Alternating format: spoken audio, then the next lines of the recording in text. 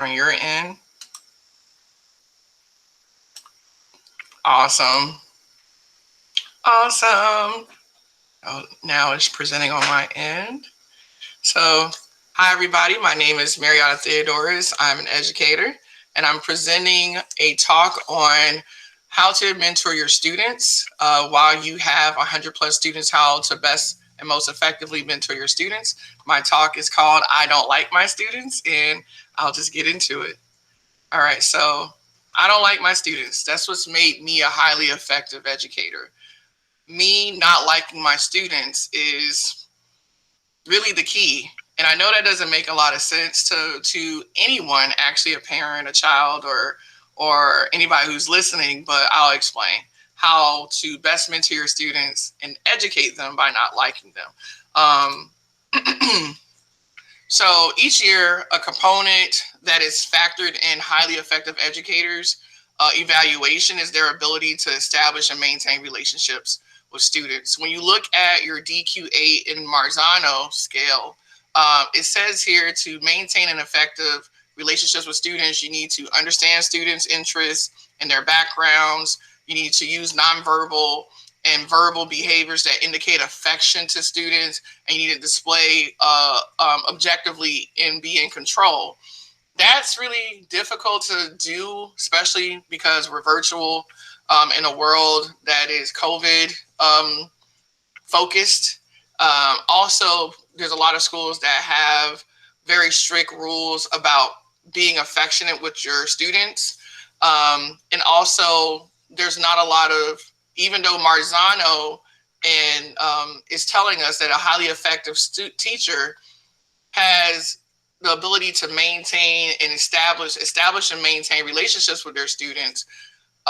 Most teachers just trying to figure out how to educate their students. So building a relationship is the furthest thing from their mind, right? They're focused on test scores. They're focused on parent calls. They're focused on grade input. So relationships is not the center focus of the average educator. And truthfully, it should be. That's unfortunate, and it should be. So I'm going to do my best in this talk to illustrate how we as educators can do that, especially when we have 120 plus students. And those of you who teach electives, you have hundreds more than 120, right? So proceeding on. So I build relationships with students by not liking my students. I just don't like them flat out. I know that sounds asinine, but it works for me. It works for me. It works for me, and it works for the students. As I explain it, it's just like, people first thought is, but wait, aren't teachers supposed to like their students? And I always say it's nice if teachers do, but you don't have to like your students. Liking students is not an educator's contractual obligation. That's not when you sign your annual or whatever length of contract that you sign your educator's agreement for. Liking your student is nowhere on there. I've looked. I know it's true. People just assume that we should because all teachers are just so nice and sweet, right? So I have to go through the typical responses that people give me because I don't like my students, right? Your students are often going to say, or my students anyway, say, you don't like me, and that's why I'm failing your class. And I always say, yes, I don't like you, but it has nothing to do with the 10 zeros that you have. I let it be known that I don't like my students, and we can agree that that is understood, but that doesn't take away from their academic experience. Identifying if a teacher likes a student can be a distraction for both students and parents, because the kid will say, my teacher doesn't like me, and then Mama Bear comes or Papa Bear comes, and you don't like my child. You got to like my child, and that's how you're going to best teach my child. I'm the educator. I know best. And I always say, no, I don't like your kid. And that's a separate thing altogether. The main objective is for a student to have a successful experience. It's not liking, it's for that child to be successful. And they're two totally different components. The definition of liking is preference. So when you're It says something that one likes, or the act of an instance of liking an online comment, post, etc. So when you're liking someone, it's extremely shallow experience that you're having for someone. It's very shallow. It's not deep at all. It's very superficial.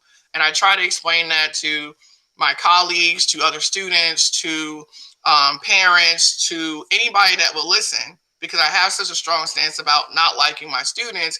It really turns people off. It really makes hairs stand on the back of people's necks.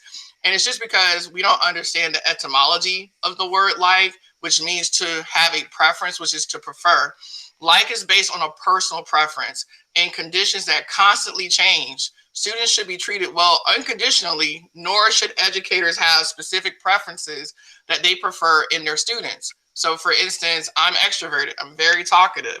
I prefer to be around other extroverted people. I have extroverted students. So if my preference is my extroverted students because I'm extroverted, how does that fare for my student that's introverted, that never speaks, that's going through whatever esteem issues and they don't know how to speak up for themselves yet? That's really intrinsic. I'm going to prefer my extroverted student over my introverted student. And that brings a prejudice into my classroom. So now my student that's extroverted is going to get preferential treatment conditionally based on my preference, my prejudice. And that's not right. All children should have equity in the classroom. I don't believe it should be equal because I have to treat them accordingly. And what I give one student, I'm not giving the other. They require different things. So that's why the word like is always off the table. I let it be known that I don't like my students, because to like means to prefer. And I don't prefer one type of student over the other. Once I explain that, things tend to go a little bit better, but it still takes time because we're programmed that as a teacher, you should like your students. So what I do to take it off the table, and I'm extroverted. This can work for introverted students. This is a very bold statement I make. I have years and years and years of students, former players, kids I've mentored, parents that I've taught their child that can bear witness and say, yes, this is what Miss Theodoris said to us. This is what Miss Theodoris stayed consistent and said to our child. And she stayed consistent the whole year until the next time we saw her when our child was in college. So I start the year the same way. At the start of the year, in my introduction to students and to parents at open house, so I'm consistent. I don't switch it up. I'm standing on this very firmly, and I say, hello, I'm Miss Theodoris. Let's take this off the table. No, I don't like you. You're 12. I'm 37. And we're not going to hang out after school. I like adults my age. Those are the people I like. And then I feel the comments that are going to come my way from my students. And it usually goes, that's not fair. You're supposed to like us. Their mouths are open. They're looking at each other. They're mouthing whatever. And I let them do that because they're allowed to express themselves just like I was, right? And my response is always one, I explain what the definition of like is, just like I did for all of you. I let them know that preference means to prefer. And our preferences change all the time, depending on our emotions and life's experiences, right? And then I say to them, in my class, you will learn, be treated with fairness, and most importantly, you will always feel safe. Now, would you rather me like you?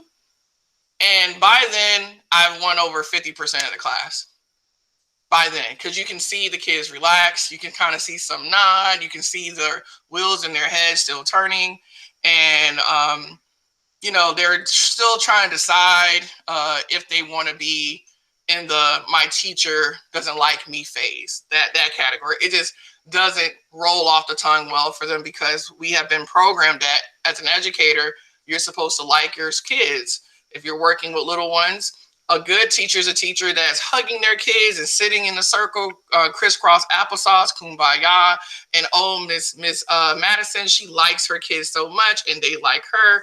And we're going to watch Barney together. And it's just one great, happy family. But the truth of the matter is, as we continue to grow, and that's a great environment, by the way, as we continue to ascend, and kids have their own personalities, adults have their own personalities, It's not all uniform where all the kids want to sit in a circle and kumbaya with their teacher, nor do teachers have the capability to sit down crisscross applesauce and kumbaya with their kids when you're teaching 8th graders, 9th graders, 10th graders, 11th graders. You don't have that. That's not what education looks like at that phase of life. And it's more the black and white of the grades that are going on, the lessons that are being learned, the activities that the students are starting to take a part of, the life lessons that they need to learn. And so as an educator, my focus is not whether I like you and prefer you. My focus is on, am I helping you succeed? Am I helping you reach your goals? It's not about like. We don't have to like each other to achieve any of those goals for you to have success. So if you don't like your students, then how do you build relationships? It still messes with people's mind when I say that, because I'm a highly effective educator and I really do well with relationships with my students. As someone who doesn't like my students, that's really hard for people to understand. And I'm telling you this, it's messing even with your mind, I'm sure, right? So how do you do that? How do you do that? You just have to remember that a teacher is a mentor. Mentor, the acronym for teacher, can be broken down into mentor, inspire, educate. You're coaching, you're sharing, you're influencing, you're encouraging. You're just being a good person all around. Really, don't think too deep about it. Keep it very simple, stupid. Just remember, as a teacher, you're mentoring. You're not just bell to bell working and giving instruction. You're going a little deeper, being more transparent, being more warm, right? A mentor is a trusted counselor or guide. A mentor who, because he is detached or disinterested, can hold a mirror up to us. A mentor is someone who, because he or she is detached and disinterested, can hold up a mirror to us. That's very important. It's not an emotional thing. It's not about a like or preference. You have to be detached from a certain perspective so that you can rightly navigate your students in the direction they should go, right? A mentor is a trusted guide that navigates students through the highs and lows of life by using their own life experiences, wisdom, and resources. I'm very transparent with my students. I talk about my highs and my lows so that they can take the notes of my highs and my lows, and they can use that as a template for themselves so they can have greater success than me. So I'm mentoring and walking them through life, being transparent as much as I can. Do you need to tell your students your deepest, darkest secrets? No, I don't recommend you do that. But always remember, what comes from the heart reaches the heart. And so when I speak from my heart, I'm my best resource. Nobody knows me like I do. And so instead of me talking about somebody in a book or on TV who I don't know how they got what they got, I use myself, Ms. Theodoris, as a resource. And that's how I'm mentoring my students through life and navigating them, allowing them to learn from my own lessons. So how should an educator mentor their students? How should an educator mentor their students? This is just an acronym I created. It's called CARE. So we don't focus on liking our students. We care about all of our students. First, you're consistent. Then you show compassion. Then you expose your students as much as you can. And that doesn't have to be physically. That can be virtually, right? You expose them to new life experiences, and you're always honest. One of the things I love that makes me warm inside is when my students say, Miss Theodoris, you always keep it real. You always keep it real. And they can sense that, because what comes from the heart reaches the heart. They can sense it. Children are lie detectors. They know this. They know when you're lying. They know when you're blowing smoke. So I'm very honest. And even for the students that legitimately don't like me, because they're allowed to not like me, it's not a big deal. They still come to me for wise counsel because they know that I'm going to keep it real, as they say. And that's important. So first word, care, to give, to care, to be in charge of. Care is essentially supervising your student's life, not necessarily to the degree of a parent or a guardian, but similar to that of a doctor. Or educators should give a special attentiveness to students that they have charge over. So again, I'm not just a robot working bell to bell. I give a special attentiveness to the students that I have. I give care. What comes from the heart reaches the heart. Kids feel that. Always, they feel that always when you care. Even for our introverted students, they're going to feel that. Clicking the wrong thing. So educators care by being consistent.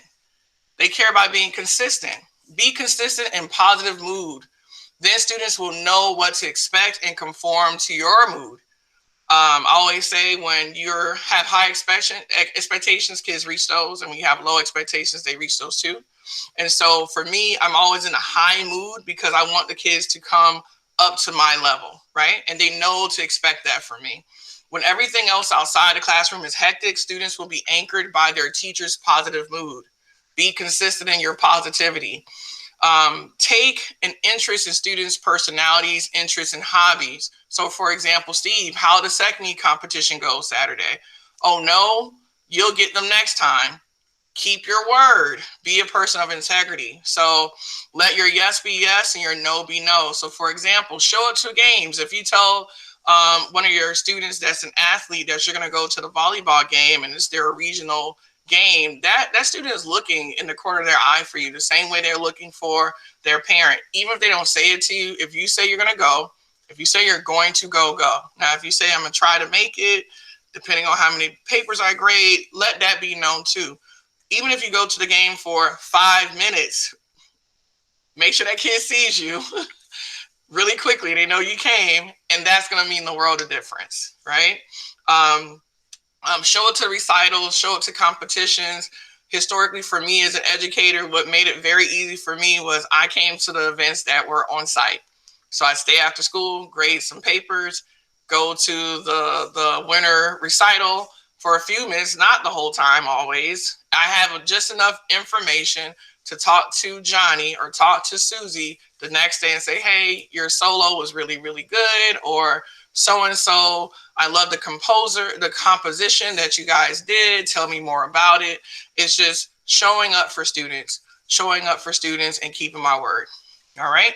Consistency builds trust and security.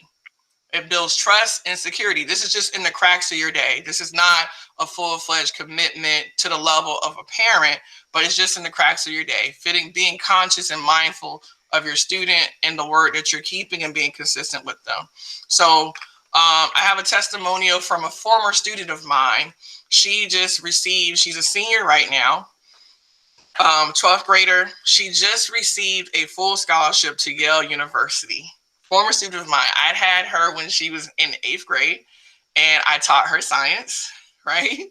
And she reached out to me. I told her to keep in touch with me, gave her my personal email when she left the last day of school. She was very, very, very shy. I probably heard this girl say 10 words. And I just knew she was going to go on to do really, really great things. She kept my email address for the last 4.5 years. And actually 4 years from the time that she sent me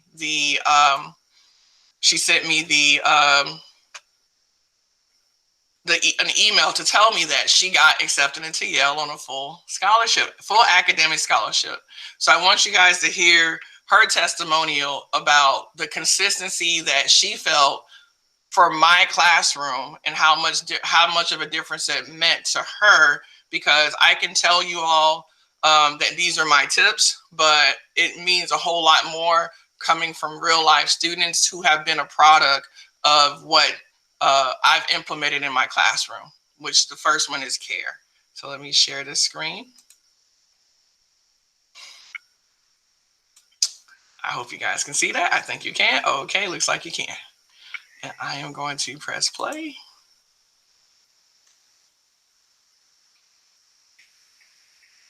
She's going to talk about consistency. Let me mute myself.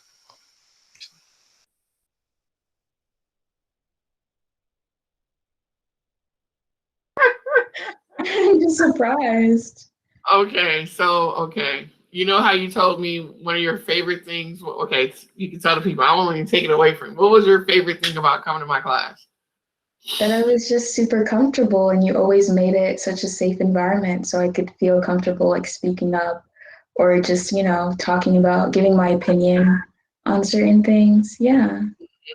And how did I do that? Like when you guys came in, how was I when you came in the You're class? super bubbly, super like just smiling and like, hello, how are you? It was really nice. I really appreciated it. Thank you. And that takes a lot of doing, to be honest with you. So that's a conscious thing that I did. I'm so glad it made the world of difference for you because, like, you know how I used to have you guys line up on the Yeah. wall, and you guys would probably be like the last kids to go in class. It's because I was behind the door, like getting myself together. Like, okay, let me, like, that's what I was doing. I'd be sitting at my desk to the last second because if I was upset with the last class, I had to make sure that you guys didn't see that and that I wasn't, you know, a kid asked me to sharpen a pencil. I'm like, no, you know, I didn't want to do that. I wanted to be like, yes, Johnny, sure, you can sharpen your pencil because I need to cleanse that off, right?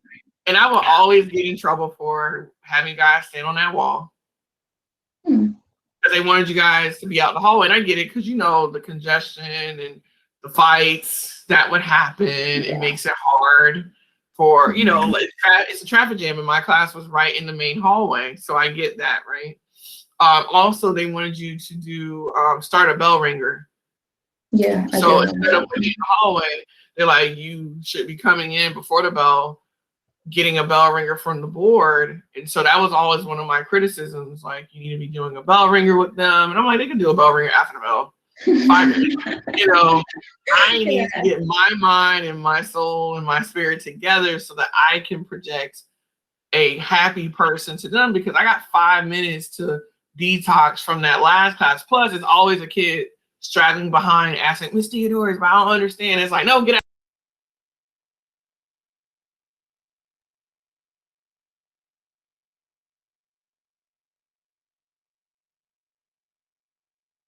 Muted. I'm muted. I got it. I got it, Miss Banks. Thank you. But and I have to share again. But here you are seeing this young lady. She actually just graduated a few days ago. And we talked, that interview was probably from January of this year. And she was talking to me about how much that meant to her that I was so bubbly and every day she could depend on me having that energy. That was very conscious because I've had the teacher that you come into class, they're barking instructions at you, and your teacher's on a broom, and they're like, today's not the day, kids. Don't come in here with all that noise. I mean, there's no hi. There's no hi, how you doing? How's your day? And so I wanted to be the opposite as an educator. I wanted to, and I know I'm presenting now, I wanted my students to come in and feel safe and feel good. So for me to hear her say that made the difference. And for her, because she's so shy, you don't see this part, but she talks about how low her esteem was. And my room made her feel safe to speak up. And actually, my class was the class that she spoke the most in. And I couldn't believe that because I heard her speak like 10 times the whole year. So the class, again, I reiterate the point. It's not about liking. It's about putting your kids in a place to be successful. And I think we all can agree that because she just got a full scholarship to an Ivy League school, Yale University, she's put in a position to be successful.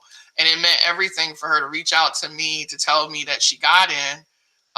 She got a full scholarship, and she's wanted to thank me for cultivating an environment that was consistent and that she felt cared for. So that's the testimonial from Abigail Jotius. All right, next in our care step number 2 is compassion. Educators care by being compassionate, not judgmental, not prejudiced, not condemning. This is important. Our prejudices come off. Right now in our virtual world, we've seen a lot of teachers go viral for the wrong thing, for expressing those very things I'm talking about, expressing their judgment, expressing their prejudice, expressing their condemnation upon the students. This is not new. This is not new. It's just caught on record now. And so for those of you educators who want to build relationships that are going to make your students successful, being a mentor, caring for them, not liking them based off your own prejudices, right? Your own preferences. We have to make sure that we deal within our own heart and be compassionate. Our students are people. Our students are people, and their feelings and emotions and experiences are very valid. So don't be the get off my lawn teacher. Understand and accept this generation is not your generation. For example, social media is their socialization. They were born into a world of technology. The same way we grew up knowing what a remote control was for the VHS cassette or the DVD player, these kids, a 2-year-old toddler can work a iPad with no problem. They can unlock it, they can go to YouTube, and they can go to the channel that they want to look at 2. It's the world that they live in. They know nothing else. I saw a meme of a comedian online, and he was saying that when we use a signal for phone, we do this, and when his son does a signal for phone, he does this. That's letting you know how different our generations are, because all they know is this as a phone. Students don't even know a landline, really. So we have to accept that this is their socialization. They are on TikTok. They are on, not really Instagram, but they're on social media. They do have problems. I always treat children with respect. I want them to know what they have to say and feel is important. With cyberbullying, teen suicide, school shootings, sex trafficking on the rise, this generation has stressors that previous generations never even thought about. You and your classroom should be a safe place. So don't dismiss them and say, you don't have no problems, you don't have any bills, you don't have a marriage. That's dismissive. Whatever their, if teen suicide is on the rise, clearly there are stressors in their life on their level for a 14, 15, 16-year-old. So let's not dismiss the feelings they have because they're having real feelings. Don't say you don't know what love is, you're not in love. They're feeling stress. They're feeling low self-esteem. They are feeling rejection. These are facts. Don't compare their stress to your stress because you're an adult and they're a child and their stress is real to them. Okay? So be compassionate. This is very important. So number 2, I'm going to give a testimonial, and this is very serious and near and dear to my heart. I also coached girls basketball for many years. And my closest player to me is Marie LeBron. She is a college student. Now we stayed in contact since she was in 7th grade. So, but this is her high school experience from when she was in high school. And she's talking about, unfortunately, a suicide attempt and the result of it from when she came back after she got out of the hospital, what she was trying to work with, getting back on track with her grades and how her teachers, one of her teachers treated her as a result of that. So I want to, with her permission, I have the permission to share this because this is very, very important. This is very important.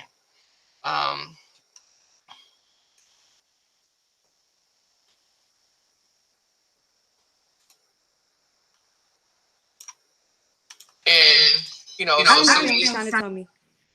okay. So, what, the whole scene about, you had the breakdown, you cried, every other teacher was working with you, you end up getting the F, blah, blah, blah, blah, and what that did for your overall GPA, and that you had to take it the next year again. And so, yeah, so that's it. We recording now. So Okay. if you want to get started, you can. I'm going to put myself on mute. Okay. So I just remember this was my junior year. I remember going to my chemistry teacher and just trying to talk to her and tell her, my situation and just to help me out, help me, I'm not saying give me special treatment, but help me, have compassion, put yourself in my shoes and treat me how you would want to be treated if you went, you know, imagine your student trying to imagine your student trying to kill herself and they're asking you just to help them just with some work and you still didn't want to help them. And that junk just completely I wanted to stop. I stopped showing up to her class. I just remember one of my teachers telling me it's okay to take my time and I don't have to worry about some of the work and that she can help me and just have compassion because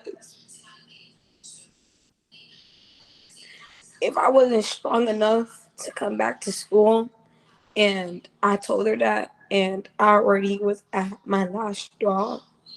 I just felt like if I was weaker than what, if I was weaker, that could have brought me even lower. Because now I'm failing. That's now this is affecting my school, like my future. And the fact that she wasn't even willing to like work with me or just give me like a day or just let me retake a test, like, was just I can see bogus. it still has an effect on you. How long ago was that? 4 or 5 years ago? Let me see, I graduated 2018. This happened 2017. So, yeah, about 4 years ago. And so even now, the pain It is still real for hurts. you. It still hurts. Yeah. So, you end up failing that chemistry class, right? Yeah. And But then and then what happened? How'd you make that up? I just had to take a whole different class my senior year again. Instead of having senior privilege, I had to take a class of science, a no whole another science class. But I'm sorry, Marie. I'm sorry. I'm sorry, sweetie. and like that's what I mean when I say like, dang, there's some teachers out here that owes me 30 seconds. When I really mean that, there's teachers out here that owe me 30 seconds because I was really fighting for my life. And she didn't help me.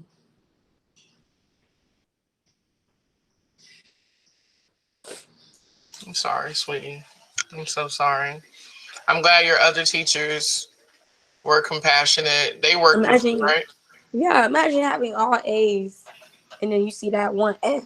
Like that just shows I'm not a lazy person or nothing like that. It's not like I wasn't trying in her class because I really was. I was going to almost all her tutoring sessions, but chemistry just wasn't my thing.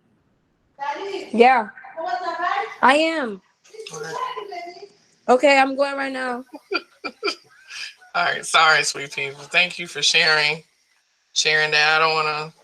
I hope that more educators learn and understand the importance of being compassionate and working with your students, even when you don't understand what they're going through. Because here it is, almost 5 years later, it still has a huge impact on your life. I know you got to go to work. So, all right. Yeah. Bye. Thank you.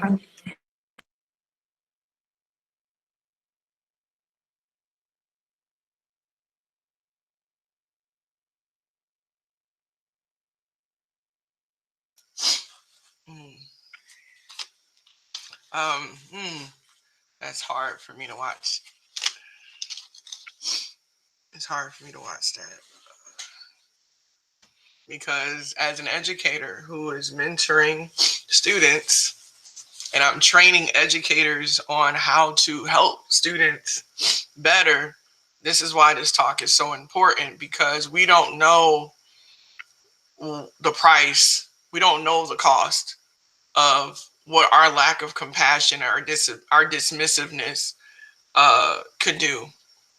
And you can't understand another person, but it's not hard for us as adults to recall back to when we were youth or to think about what we would prefer or would appreciate an adult doing for our own child. I believe lack of compassion is rooted in selfishness and self-centeredness. And Marie's testimony is important because other educators need to learn a lesson. All her other teachers understood her situation. They were agreeable, and she was an honor roll student taking AP classes. She wasn't, like she said, she wasn't taking advantage of anything that was going on. And when you're fighting for your life, how could you rightfully take advantage of anything? But I remember in real time when she was going through that, I remember instructing her to go to her guidance counselors and all that. having me as an educator, who is her former coach, and giving her as much counsel as I could. But she only had so much fight for so much, and she ended up just retaking that semester or 9 weeks so that she could graduate. And as you can see, I think it's very important to see that she and I are talking about it briefly. We don't talk about it often. I think, matter of fact, we never talk about that teacher, actually. But here it is, 4.5, 5 years later, and the emotions come to mind because no, it didn't change the outcome of her success academically. She's a collegiate student.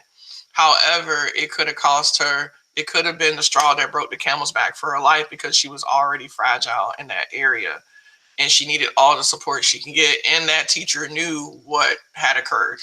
Her teachers were aware. So I don't know why. I can't explain that. But hopefully this training illuminates some darkness for the ignorance that we as people and educators have. And other students, Marie's testimony will allow other young people to not have to go through that. We're in a very privileged position as educators to help uplift our youth. All right, step 3, exposure. Educators demonstrate care by being exposing their students. Once an educator notices a student's unique talents, hobbies, or interests, they use your influence with them to direct them to pursue it. So for instance, share NASA internet websites, inform them about free cheerleading camps, connect them with local college prep programs. If you see that's the avenue where their gifts and talents take them. For instance, I had a young lady. She did not care about the academic side of my class when I was teaching science, but she spent a lot of her time during class braiding people's hair. When I found a flyer for hair school for youth for 15 and up, I made sure I brought that to her, because I was like, hey, not sure if you care about school after high school, but this is well worth it. You can get your hair license and do what you love and make a good living. She really appreciated that, and she joined that program. It was a trade school program that was offering scholarships, and she got her hair license. I am not offended so much. I do want her to be successful in my class and get good grades, but I couldn't make her do that. And that still didn't take away from the fact that I saw she had a gift and talent, and she really liked doing hair, right? And anytime I can expose a child, even if it's not academic, I do so. Honesty. I made a comment earlier about how my students say I keep it real. So educators demonstrate care by being honest. An ounce of cure is better than a pound of prevention. An ounce of cure is better than a pound of prevention. I get told all the time from my students, Marie says this all the time. She says, you just rip out people's souls. I get told that. I get told I'm harsh. I get told all these things. But I always say I'm right, though. So I'm just a straight shooter. I'm not vicious. I just tell the truth. I like to cut right to the truth.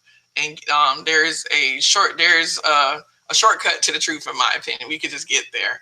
And just because I believe an ounce of cure is better than a pound of prevention. If I tell you the truth and it's the cure for whatever's ailing you, your procrastination, your lack of focus, your lack of motivation, your disrespect, whatever I'm talking to that child about, it's better than waiting and not saying anything, or saying it very genteel, and then that kid gets suspended. That kid fails and flunks out. That kid makes lifestyle choices that really alter their life. I go straight to it. I say it in love, but I think so often people beat around the bush, and we lie to people so much that when you have somebody such as myself who's honest, it feels painful, because we're being dishonest so frequently, and we water down the truth a lot. I don't believe in doing that at all. Students can sense when they are being deceived. Tell them the truth with love. Tell them the truth with love. They are coming to you for guidance. They're coming to you for your wisdom. You have lived longer on this earth. One would think that you have some life experiences and some good choices to impart in their life. So please give that to them, because an ounce's cure is better than a pound of prevention. Here's another one of my students, actually one of my former players.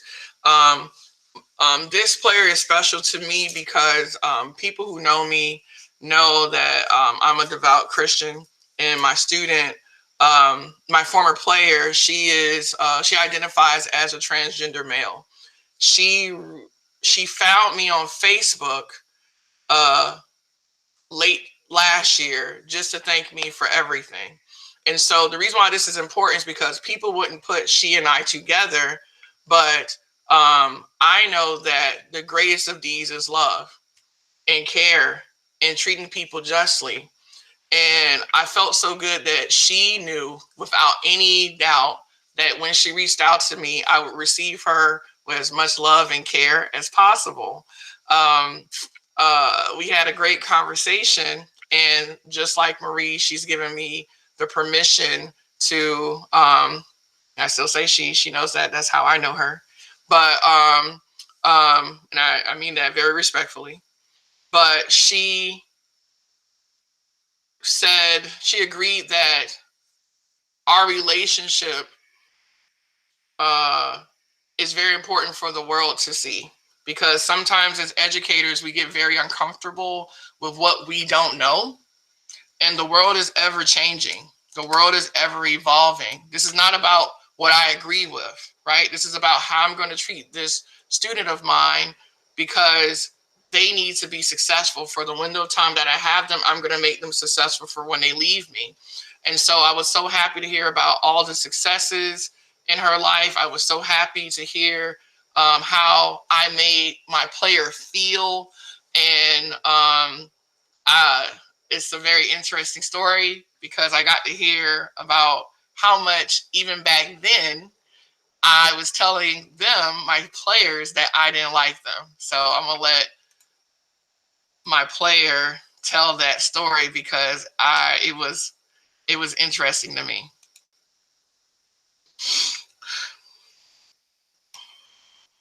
Thanks, sweetie. That means a lot. That means a lot. You know, it's funny. So that's 10 years ago. So that means I was 27. You were my age. Oh, wow. Yeah. Still young and foolish.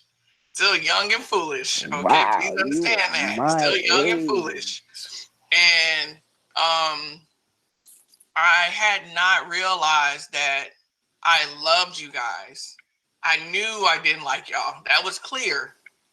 I knew we weren't friends, and I was still fighting the fact that. Sure.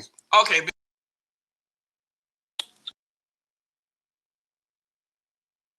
Sorry, I was ahead. Let me go backwards.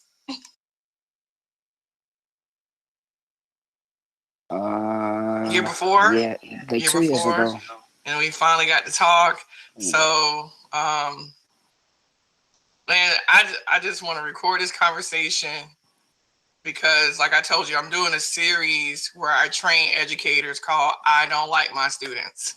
And when we talked on the phone last year, or a few months ago, which was actually last year, which was 2020. It was like the end of 2020 or beginning of 2021. It was this year. Okay, beginning. It was like January 2021. Yeah. You're right. You're right. You reminded me, and I forgot. You said I wrote on the board that I said I don't like my students. I don't like none of y'all. So tell that story to people so people know I'm not making this stuff up. Like, tell them from your perspective. All right. So when we first walked into the classroom, me personally, I saw the board and I'm like, all right, I'm already gonna have issues with this lady. Like, she's already off rip coming out talking about she don't like her students. We have a problem. Like, so when she came in, you know, she was all smiling and I'm like, all right, this is, you know, and she introduced herself and she said it off rip. I'm not here to be your friend. We're not here to be friends. I'm here to teach you. You're here to learn. I'm not here to be your friend. She was like, I don't care if you like me. She goes, and I don't have to like you. She goes, read behind me. I don't like my students, and most of my students don't like me. And I was like, oh my God, this is Let gonna them be a know. rough one. I'm Like, talking to players though at this point. oh yeah, no, yeah, definitely. She was talking to her players. But she said it. She said she gives respect, and that's the most we're gonna get out of her. Respect and support. She was like, but as far as adding her on Instagram or chilling after school, that's a no-go. Again, she's not here to be your friend. So I was like, all right, coach, you got it. No problem. She's gonna be a rough one. And that she was, but she was rough in a good you were rough in a good way. You were hard, you were tough love. Like, so that was our first impression of you. Yeah, you told me in January a few months ago. You said you did not like that. I never knew that you were mad about that. You were I mad. didn't. I was like, yo, she's supposed to be our coach. We're supposed to trust her. Like, we're supposed to have that relationship, that bond. She talking about she don't like her students. Like, we can't be friends. Like, who says shit like? Excuse me, who says stuff like that? Like, come on. Oh man, but I know I wasn't the only one thinking that. So, but eventually we learned that she does love her students. She does care, but it all depends on you. So. Oh, thanks, sweetie. No That means a lot.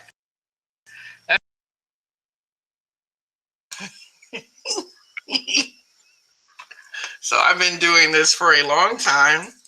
This talk has been in process for a long time. I did not know that. I did not even remember that I said that or wrote that on the board. And I was like, wow, I am consistent. I have not changed. And because I always say a reflection of a good teacher or a mentor or coach is by how many of the youth come back to see them, tell them thank you, appreciate them, show their love.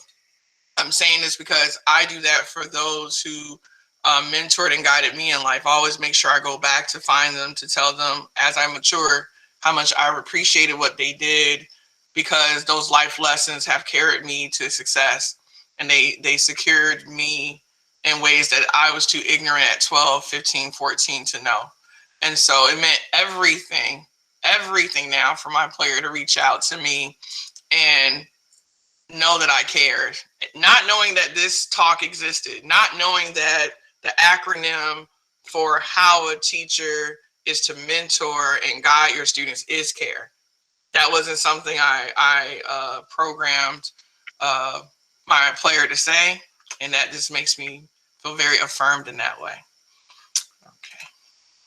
So, all right. So, why do we do what we do? Because in the end, it's worth it. In the end, it's worth it. In the end, it is worth it. Building relationships with students is worth it in the end. Your student is not going to remember the Pythagorean theorem properly. They're not going to remember how to find density of a liquid. Chances are, most won't. They're not going to remember all the figurative language that you're teaching them. They are going to remember the life skills that you're going to give them. And as Maya Angelou always says, we forget what people do, but we never forget how people made us feel. And so by me not liking my students and them getting the life lessons, understanding that they had an educator at one time that really cared about them as a person, regardless of my preferences and my prejudices that we all have, we don't want to admit it, but we have, is always worth it in the end for the life of that student. It's always worth it in the end. And Abigail Jotius is an example of that. The young lady that I mentioned that got her full scholarship to Yale and will be attending in in the fall, actually, in a few months, she'll be on Yale's campus. But I'm going to let you in on the email that she that she sent to me in the fall of 2020. Because this is what it's about for the life of us as an educator. This is what it's about. It's not about us anymore. It's about our youth and securing their future. I want you to read what you wrote me. Okay? Okay. You'll do that? All right, go ahead. We should share.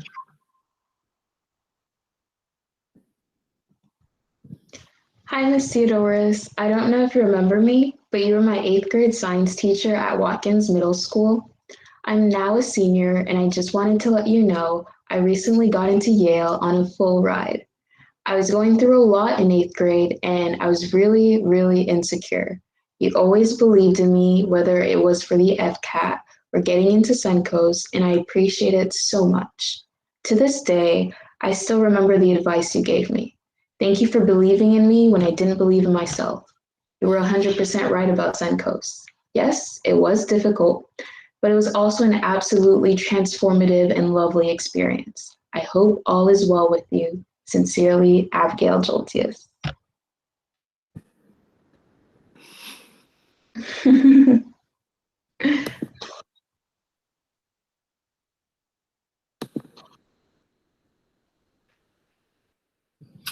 Every time. Every time. Every time. Abigail, you have no idea how many times I've read that email. Probably 5 times. I'm not going to exaggerate. And I really, the first time I read it, I was so happy and shocked because I was like, I can't believe this girl still has my Gmail. You know, that was it. Well, I was talking to one of my friends, and I told him, you know, I read it to him because I was so excited, and then I just started crying. You know, because this is what's important. This is why I do what I do. I tell people, one of the things I did when I started teaching, one, I never wanted to teach ever. I always thought teaching was a horrible job because teachers get disrespected by everybody, students, the parents, society. I decided I didn't want to be a teacher when I was in 3rd grade. We had a substitute teacher, and the kids act so horrible with him. It was a man, 3rd grade. That was like 1993, no, 92, something like that, long ago.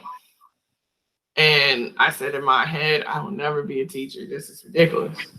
And I meant that. But as I got older, so many people kept saying, you're great with kids.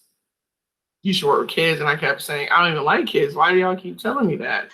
But I would tell people what to do. You know, I'm always in an environment because of sports where I'm working with kids and I'm instructing them, not understanding that it's a gift to be able to talk to kids and they will actually do what I tell them to do. I just thought it was, you don't have no choice. I'm an adult. You do what I tell you to do, kid. Like, I felt like that.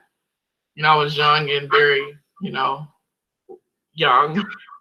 But, you know, parents would tell me how much their kid listens to me, even more so than their kid would listen to them.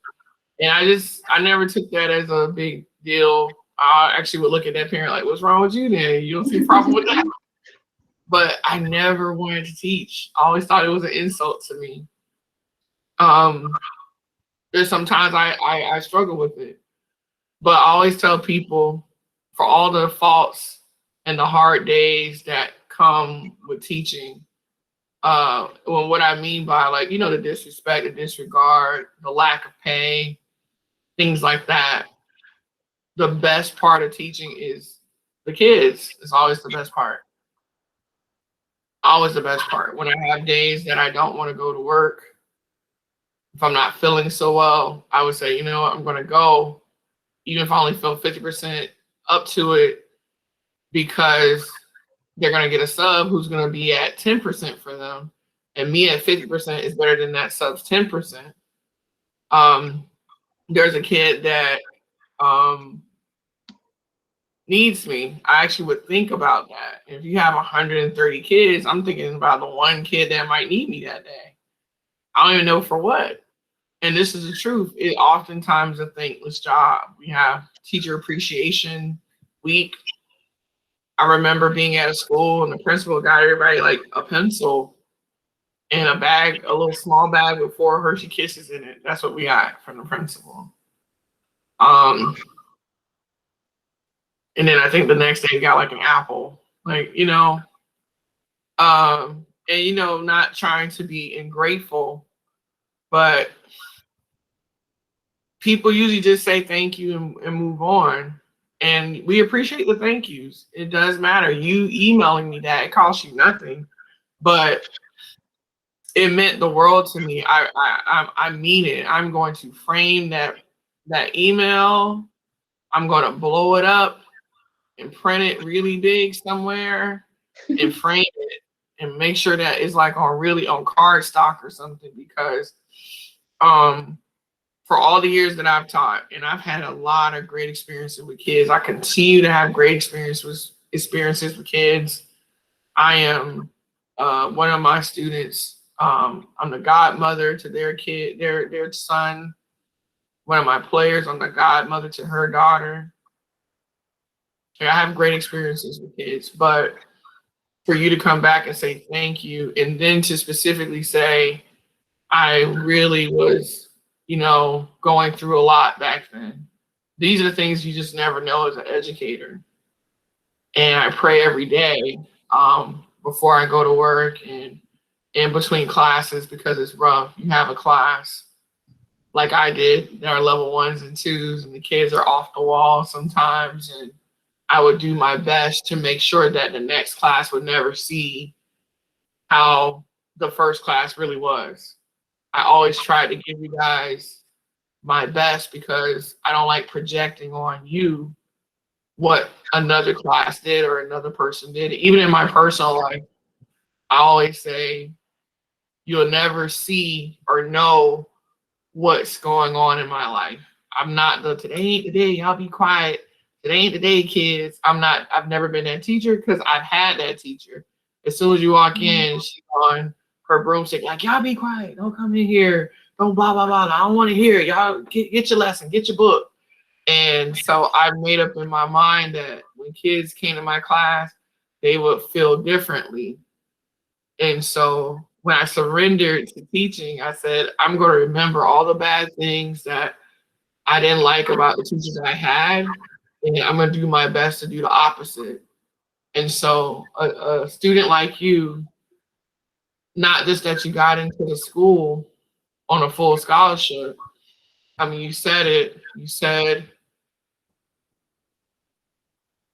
what did you say? You said, I want to let you know, blah, blah, blah. I was really, really insecure. How would I know that? I don't know that. I just thought you were shy.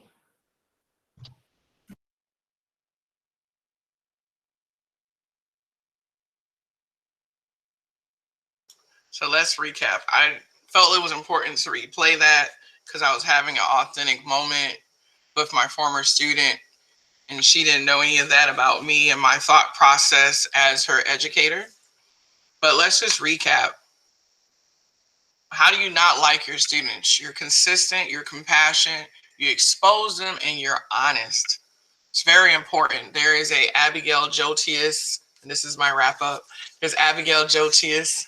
There is my former player, who I won't say the name out of a level of privacy. I'll say R. Vicente. And I have my former player as well, Marie. And so many other. I have so many testimonials, but for the sake of time, I can only share a few. Where at a very critical time in their life, you are consistent and you show that you're going to be the same every day, so that they can have an environment where they can feel safe. You're compassionate, so that when that student is on the brink and fighting for their life, you can be there to resuscitate life back into their bodies. You can expose them and show them another path, because people are successful in many ways besides academia. And you can be honest always, because an ounce of cure is better than a pound of cure. And what comes from the heart reaches the heart. We have an opportunity to prophetically get these kids into their future and be very successful. And sometimes their parents will miss it, and sometimes they will miss it. But for us who get to see these kids every day, sometimes 2 hours a day, depending on how long your class block is, we have a opportunity to care for them in a way that leads them and catapults them to another stratosphere of success, because they will always need our life lessons. They will always need our wisdom, and they are most importantly, always need our care. And so it's not about liking your students. That's a very shallow place to live. It's all about the care. Don't confuse the two. Try your best to reprogram your mind and understand that we have a high call when we're educating our future. My name is Mariota Theodoris. I'm a child advocate. I like to call myself that. I'm an educator, speaker, trainer. I'm the founder of the Theodoris Camp. Just Google it. This is all of my contact information. I have a Instagram page. It's called I Don't Like My Students. This is how I keep up with my students. They DM me all the time. I post little educational tips there. This is my personal email, Instagram, my Twitter, my Facebook, my LinkedIn. I'm very easy to find, right? If you have any questions or I don't know, just want to talk, you feel free to reach out to me. I'm very, very communicative, right? Thank you. And do you have any questions, my virtual audience? Yeah, I do.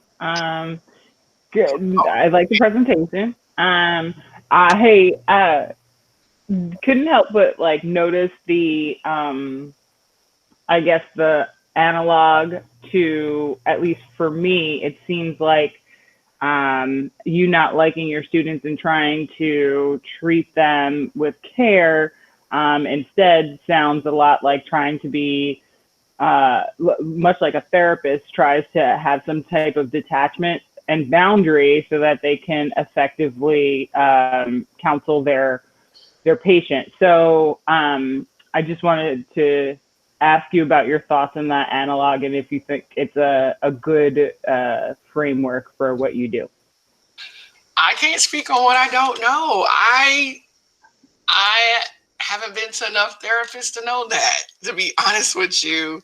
But one of the definitions I believe was mentor, and we talk about how you detach so that you can be a better mirror.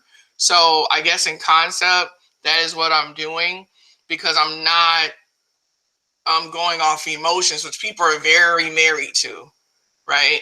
And we are programmed to, without very little information, to like things. We can see people fall in love with people they don't even know from TV, right? This is really what people do. They become stalkers. We do very obsessive things. And so it's very, I guess, human to, eat with your eyes and like something you just saw, right? I know we're not eating people, but like something you just saw. And so you can spot what we think looks like a very great student, and they look like student body president. And you're like, I want that to be my student. And because we have a lot of prejudices, and we're not really trying to do the work, I have to, I guess I'm gonna agree with you, detach myself from acknowledging that I have preferences, and those preferences make me prejudicial, right? Not trying to harm anybody, but they just do. Detach that and say, I need to, deal with every child case by case. So I guess it is a therapist kind of mindset, and educators are therapists for our students and for other educators. We are, and for parents sometimes. We don't get paid for that, but we are. So you're right, Stephanie. I am detaching myself a lot, but unlike the therapist, I'm definitely vested in, personally invested, very much so. Like when I go home, I'm thinking about these kids. I'm thinking about them all the time, even when they're no longer my student, even when they're no longer my player. You see the reaction I had to Marie's testimony. That was 5 years ago. She's been my player since 7th grade. That's the last time I coached her, and she's still in my life. So I'm always working for the perpetuity of a relationship. So thank you. That was a great question. Thank you. Anyone else got a virtual hand or want to unmute and have a question? I'm not used to that part. Any questions or comments? Okay. I'm not going to press you. Just the comments, Miss Theodoris. It's so funny because when I was watching that, I'm going through this right now with many of my students that are failing, and I'm like, come on, come on. I feel like I'm a coach. Come on, just give Yeah. me something. Just give me something. And some of them, I'm actually literally sitting next to them, trying to do the homework with them. You Yeah. know. And when you have 160 students, that it becomes impossible. It's impossible for one person to do that. So I feel that pain right now. But thank you for sharing that with us. Oh, you're very welcome. Having 160 students, good grief, or for an elective teacher who's over in a magnet program, PE, robotics, nursing, Yeah. you have hundreds of students actually. Yeah. So I'm not, I always say this, together the ants ate the elephant. One teacher can't have a quality relationship with 160 students. Let me add that my relationships are congruent. These youth want to have a relationship with me.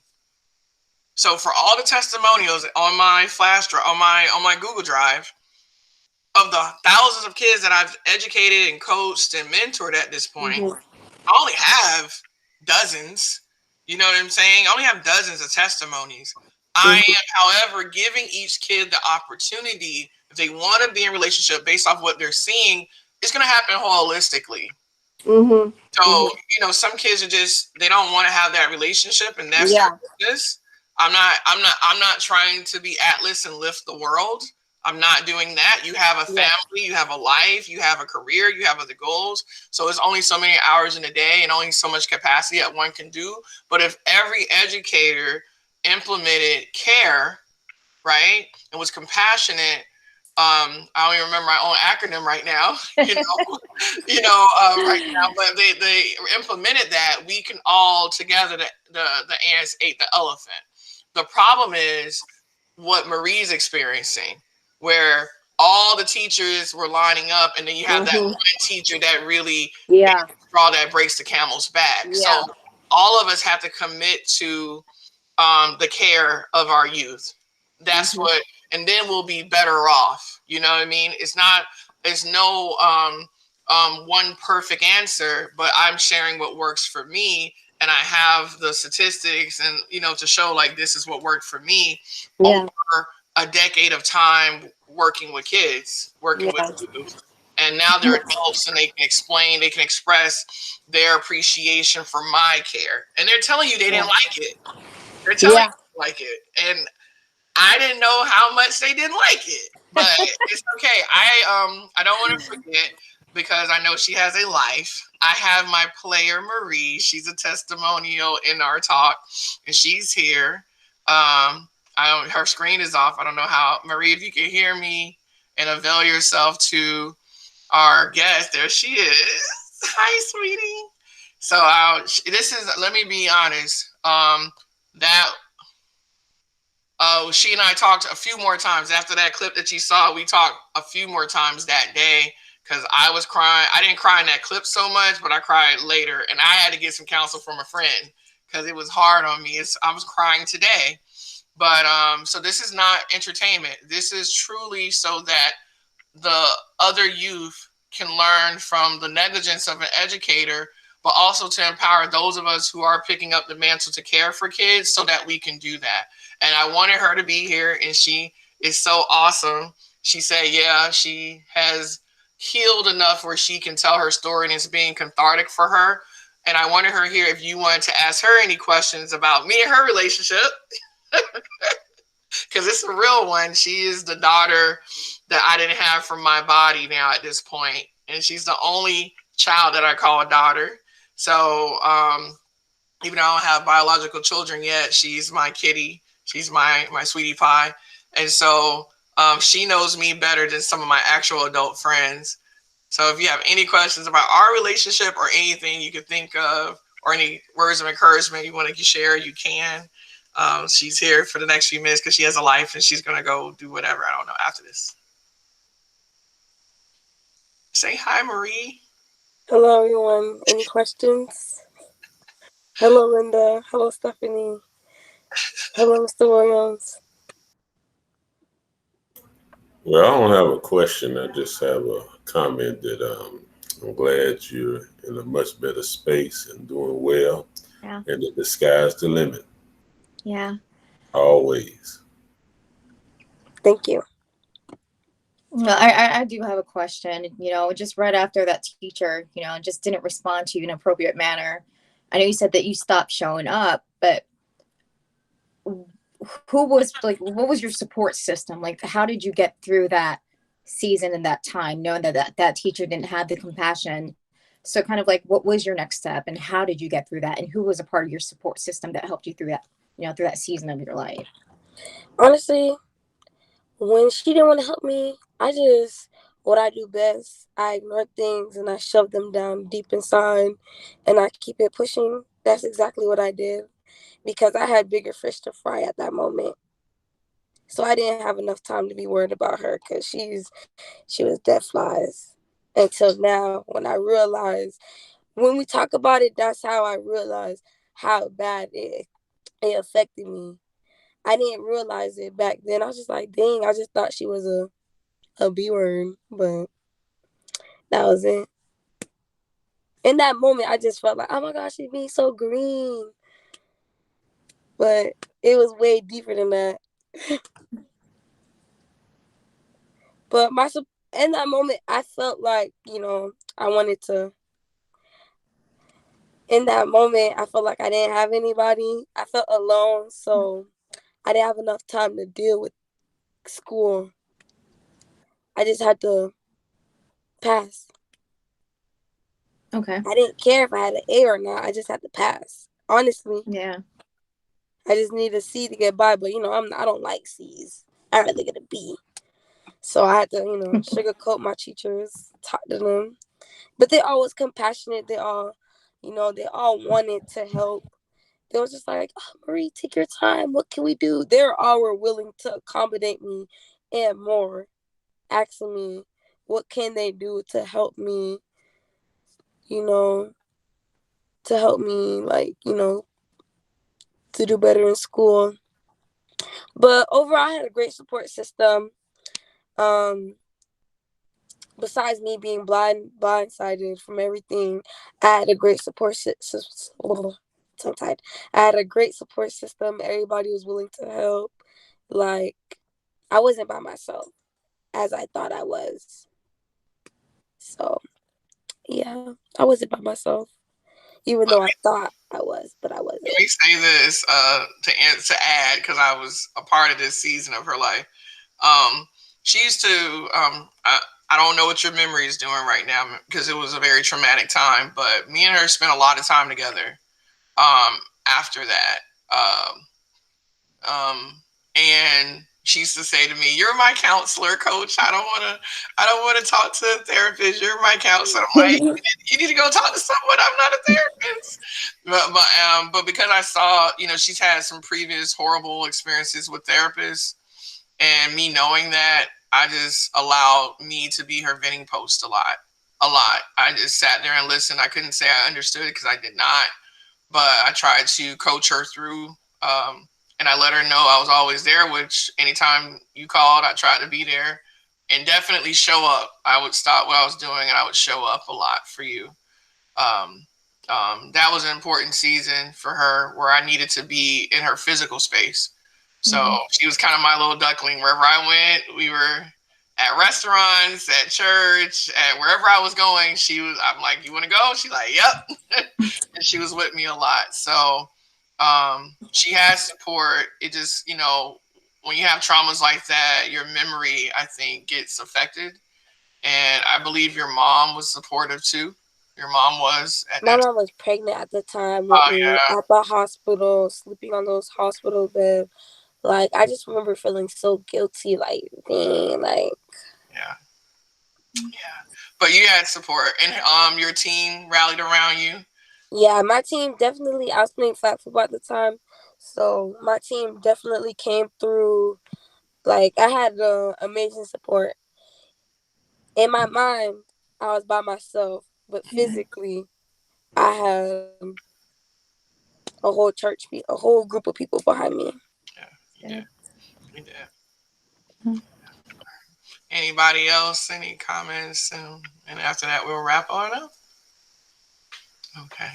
All right. Nothing for the good of the order. All right. I want to thank everybody for being on this talk. It means the world. A lot of people are going to see this and be profoundly affected in a positive way. I can't say thank you enough. We're making history here. I pray everybody have a blessed night and live long and prosper. All right. I think I did that right. I did. Thank you. Thank you. Thank you.